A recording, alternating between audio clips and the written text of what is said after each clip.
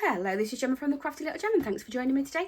We are making September's Christmas card. So if you didn't know, we are doing one Christmas card a month to get us prepared and into the mood.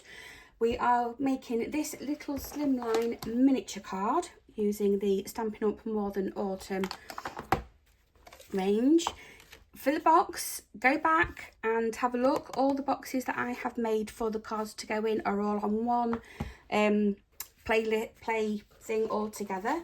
It just depends on how you want to decorate them up at the end. So I just normally do mine with exactly what I've done on the front of my card, so I know what's in there. I'll pop that to one side and we are going to cut our paper. So we'll do two for this one. So we need cardstock that measures 4 3/4 by 5 1/4. So I'm going to do 4 3/4 and another 4 3/4.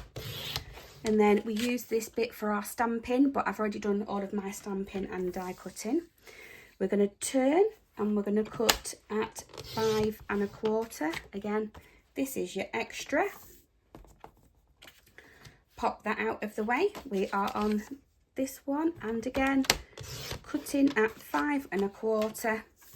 So we've got 5 1/4 by 4 3/4. And on the 5 1/4 side, we are scoring at 2 5/8. So 2, 1, 2, 3, 4, 5. That is 2 after the half. Move the cutter out of the way and score. Again, the same for this one. On the 5 1/4 side, you are scoring at 2 5/8. There we go. The next thing we're going to do is we need 2 pieces of DSP. They measure 2 3/8, 2 3/8 by 4 1/2. And I have just ran these through the machine to give it some texture, which I absolutely love. And these measure 2 by 4 1/8. Okay, so we've got 2 that are going to sit on the top like so. So I'm going to do these bits up first and then we'll pop it on all together. I have gone ahead and die cut loads of little bits out of the set. And then what I've done is I've then gone ahead and stamped this bit again on the same patterned paper that I'm using, and where that bit just is, I've just cut that bit out and stuck it on. So I've hand done that, fussy cut it, and they're going to sit on top. So we'll get these bits glued down first, and I am using the Stampin' Seal because I've had it in my drawer for a while. And I'm trying to see what I use and what I don't use. So we're going to pop, oh, it's very sticky, it's very good. Pop them down like so. Then it looks like I've used some dimensionals, which I now keep in these plastic storing boxes out of the way. So I'm just going to pick, I have done a few, oh, I've done some up as well already, look. So I've done them 2 up. I'll do one up, I've done a couple. Which one to pick? And when I said I cut out the middle bit, I mean literally that's that. That is that bit from there. So that just sits in there. I've gone ahead, oh yes. How many have I done?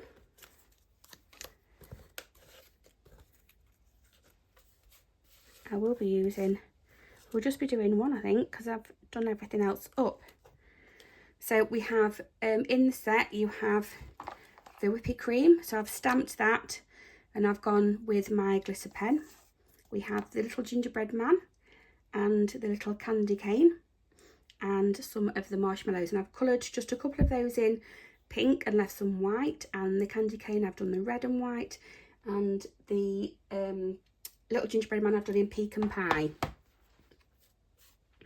So we will use one of those today, and then in the set you get a nice little die cut of hot chocolate.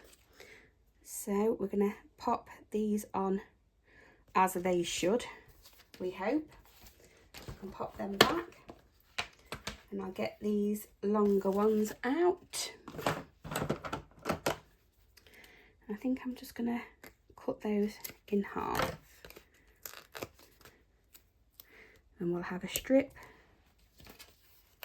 up each side. Oh, and then I'm just going to pick another one.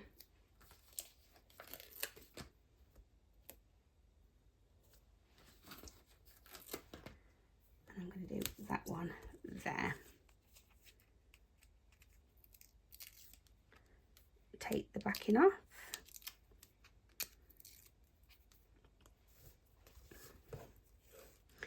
I'm going to have this, about there, I would say. We'll do the other one. I'm going to pop that in the middle there too. So these are all the other little bits that you can get. Look, there's your marshmallow, your gingerbread man. I've coloured in a different colour for some reason. And some other bits. There we go. Move those out the way. So on this one I'm going to put the hot cocoa, and I am just going to see where they fit. Yep, just move that one down, but that one wants to be closer to the top. So in comes the liquid glue for this one, and this is a bit fiddly. Oh, but the glue does dry clear.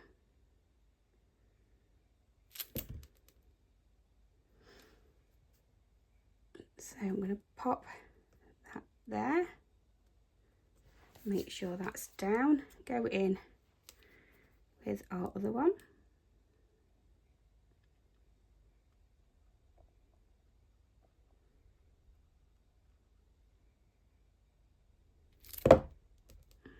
There we go. I'm just going to have that underneath, not too far out of the way. And I'm going to turn this over, and again I'm using the same strips that I had before, but I'm using the full length. So these aren't really something that you would post because they can be quite bulky. And we'll just lay those on there. Oh, have I got a sticky side on that or not? I have now. There we go.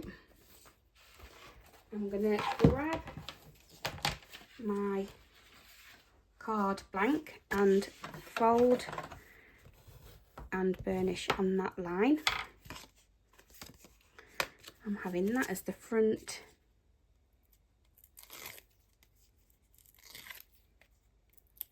And taking them off. And then I want a nice equal border all the way round. And that's your card. We'll pop this one together as well. So again,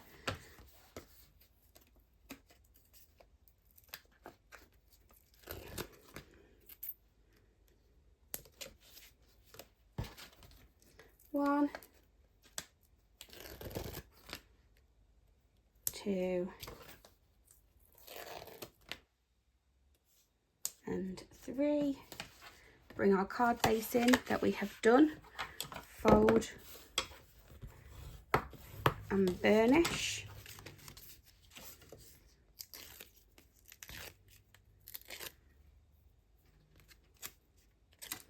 Oh, I can put the hot cocoa on after, and there we go. So that one is our fully made card. The best thing is to do the toppers in bulk, so get some cut out and bits and pieces, and then glue them together like this. So make sure that your whipping cream is on top, and then you can pop everything behind it like so. So it does just stamp out like that. Then there's a die that goes over the top, and for those and for everything else in there as well. I was just checking to see if I had done a hot cocoa die, but there isn't. But that is our card. Move those out of the way, and that is our box. I did this as a slidey lid, so I just did it round the top, and then basically the same size as what the card was, but they're all in there. So we obviously need some envelopes to go with it, and I have one prepped up. So this is done out of copier paper for me. You can do it out of whatever you like. This is the shape that we are wanting to create. So what we're going to do is bring in our trimmer. I have already cut my card down to 6 by 6. We are going to score on one of the sides at 1 5/8. So that again is 2 past a half. When you're scoring, score lightly because you're going to go through your paper otherwise. 4 1/2, so move it to the left and score at 4 1/2. Turn, and then we're going to score 1 at 3/8 of an inch. This is going to be the base, and we are going to do the other side at 3/4 of an inch. So we have got 3/8 of an inch on that side and 3/4 on that side. I'm then going to come in and I'm going to do my cutting first. So I've got my really small score line at the bottom, and I'm just taking off each corner with a little wedge from that middle. I'm going to do exactly the same on the top, but I'm going to cut all of that score line away, because when you fold this bit over, you don't want it to get in the way, like so. We're going to then fold. I'm just going to gently crease each side. So I've done the longer sides first. So we're going to have a little bit of liquid glue just on one of these sides. There's loads of glue in this. I just don't want to get it everywhere. So a little bit of bit glue on there, liquid glue. Pull it to the bottom. This smaller bit you can put glue on, and you are going to fold up and secure it into place. We have then created our own little envelope. And then what I normally do, if I can find my tape, is, let's get rid of that horrible end.